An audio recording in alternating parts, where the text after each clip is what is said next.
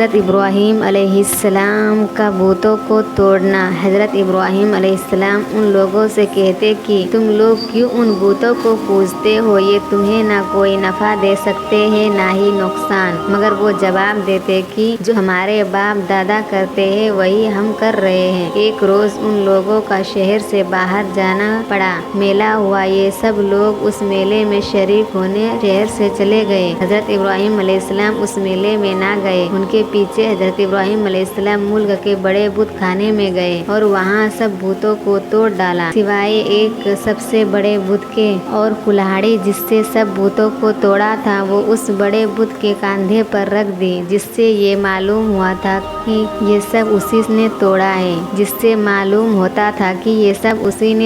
ہے لوگ جب واپس آئے اور انہوں نے بتوں کی یہ درگت دیکھی کہ سب بت کسی کا سر نہیں ہے تو کسی کا پیر نہیں ہے تو بہت غصہ ہوئے کہ یہ حرکت کس نے کی ہے۔ سب نے شبہ حضرت ابراہیم علیہ السلام پر کیا کہ وہی بتوں کو برا کہتے تھے اور میلے بھی نہیں گئے تھے۔ آخر ان کو بلا کر پوچھا کہ یہ بت کس نے توڑے ہیں۔ حضرت ابراہیم علیہ السلام نے جواب دیا کہ مجھ سے پوچھنے کے بجائے اپنے خدا سے کیوں نہیں پوچھتے۔ حضرت ابراہیم علیہ السلام اور آگ۔ پھر کیا ہوا، وہاں کے بادشاہ نمرود کو بہت ظالم اور بت پرست تھا، ان سب باتوں کا پتہ چلا کہ آزر کا بیٹا ابراہیم لوگوں کو بتوں کی پوجا سے منع کرتا ہے اور ایک خدا کی دعوت دیتا ہے، تو اس نے ان کو اپنے دربار میں بلایا اور آپ سے جھگڑنے لگا۔ حضرت ابراہیم علیہ السلام نے فرمایا کہ میرا خدا تو وہی ہے جو مارتا بھی ہے اور جلاتا بھی ہے۔ تو نمرود نے کہا میں بھی مار سکتا ہوں اور جلا سکتا ہوں۔ چنانچہ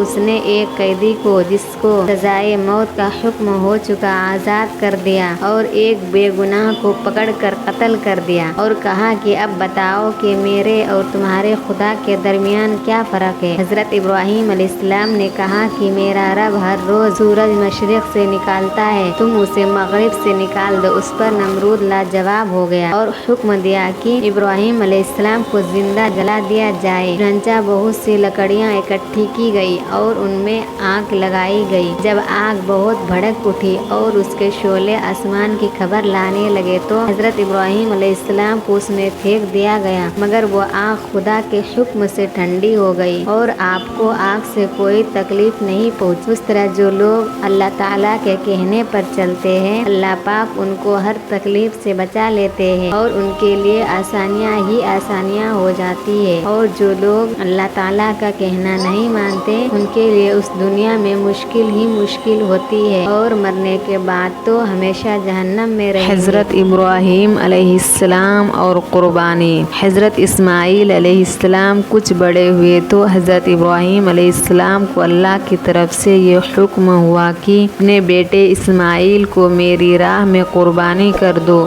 چنانچہ آپ نے حضرت اسماعیل علیہ السلام کو یہ بات بتائی۔ حضرت اسماعیل علیہ السلام نے کہا کہ ابا جان، اللہ تعالیٰ آپ کو جو حکم دے رہا ہے اس کو ضرور پورا کیجیے، آپ انشاءاللہ مجھے ثابت قدم پائیں گے۔ چنانچہ حضرت ابراہیم علیہ السلام اپنے بیٹے اسماعیل علیہ السلام کو ذبح کرنے کے لیے لے کر چلے اور جنگل میں جا کر ان کو الٹا لیٹایا اور اپنی آنکھوں پر پٹی باندھ لی کہ کئی بیٹے کی محبت اللہ کے حکم پورا کرنے سے نہ روکے، اور گلے پر چھری چلا دی۔ اسی وقت آواز آئی کہ اے ابراہیم، تو نے ہمارے حکم کو سچا کر دکھایا۔ اور جب حضرت ابراہیم علیہ السلام نے آنکھوں سے پٹی کھولی تو حضرت ابراہیم اسماعیل علیہ السلام کے بجائے ایک دمبا ذبح کیا ہوا پڑا تھا۔ اسی واقعہ کی یاد میں ہر مسلمان ہر سال قربانیاں کرتے ہیں۔ حضرت ابراہیم علیہ السلام اور حضرت اسماعیل علیہ السلام کی زندگی سے ہم کو بہت سبق ملتے ہیں۔ حضرت ابراہیم علیہ السلام نے ہم کو سکھایا کہ اللہ کی رضا کے لیے ماں باپ کو چھوڑا جا سکتا ہے، اپنے ملک اور برادری کو خیر بات کہا جا سکتا ہے، اپنے بچے اور بیوی کو جنگل میں بے سر و سامان چھوڑ کر ان سے بھی پیٹھ پھیری جا سکتی ہے، لیکن اللہ تعالیٰ اگر کسی مسلمان کا امتحان لیتے ہیں اور اس میں وہ کامیاب ہو جاتا ہے تو اللہ تعالیٰ اس کو پھر اور زیادہ نعمتیں دیتے ہیں۔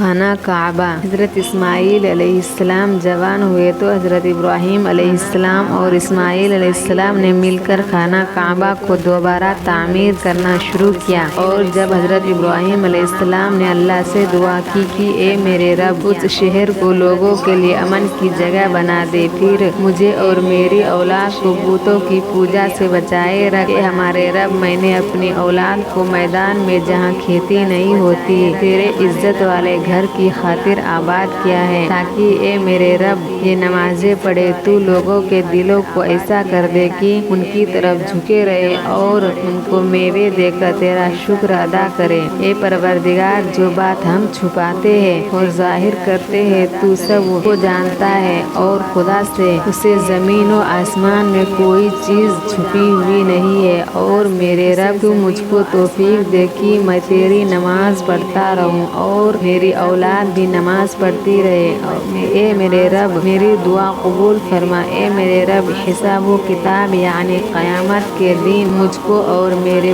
ماں باپ کو اور مومنوں کو بخش دے۔ یہ وہی خانہ کعبہ ہے جہاں ساری دنیا سے لاکھوں مسلمان ہر سال حج کرنے آتے ہیں، اور جس کی طرف منہ کر کے ہم سب مسلمان پانچوں وقت کی نمازیں ادا کرتے ہیں۔